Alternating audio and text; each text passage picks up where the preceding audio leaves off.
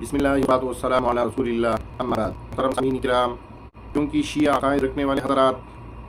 اور ہمارے دوسرے بعض سادہ لوح عوام اس شک و شبے میں شیعوں کی وجہ سے مبتلا ہو چکے ہیں کہ محرم الحرام کے مہینے میں اپنی بیوی سے جماع اور ہم بستری کرنا ٹھیک اور جائز نہیں ہے،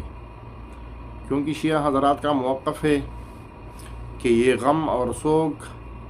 اور پریشانی اور ماتم کا مہینہ ہے، تو ایک طرف ماتم ہو، ایک طرف غم ہو، اور دوسری طرف بندہ اپنی شرعی حاجت پوری کرنے میں لگا ہو، تو یہ ٹھیک نہیں ہے۔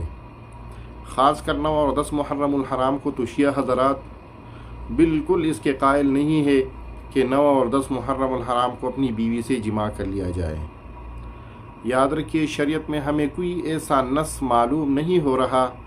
جس میں رسول اللہ صلی اللہ علیہ وسلم، صحابہ کرام، تابعین، تبع تابعین اور سلف صالحین خیر القرون میں کہیں یہ بات وارد ہوئی ہو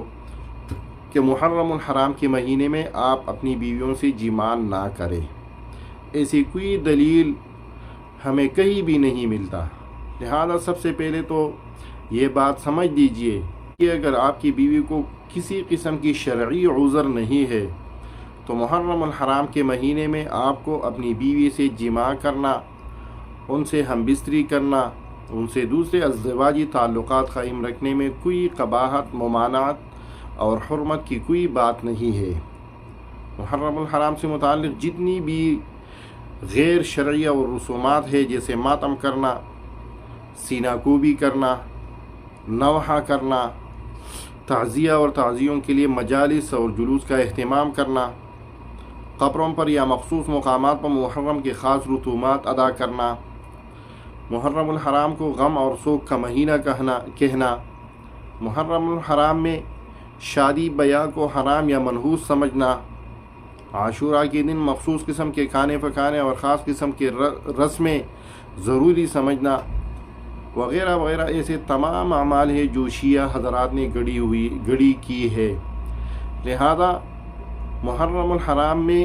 کسی قسم کی ممانعت نہ بیوی سے جماع اور ہم بستری سے متعلق وارد ہوئی ہے، اور نہ اس مہینے میں یہ ضروری سمجھا گیا ہے کہ آپ اس مہینے کو غم اور سوگ کا مہینہ قرار دیں۔ حسین رضی اللہ تعالیٰ عنہ کی وجہ سے جو لوگ غم اور سوگ کا مہینہ اس کو کہتے ہیں، تو یاد رکھیے شریعت میں غم اور سوگ کے صرف 3 دن ہے۔ 3 دن کے بعد کسی بھی بندے کے لیے غم اور سوگ منانا جائز نہیں ہے۔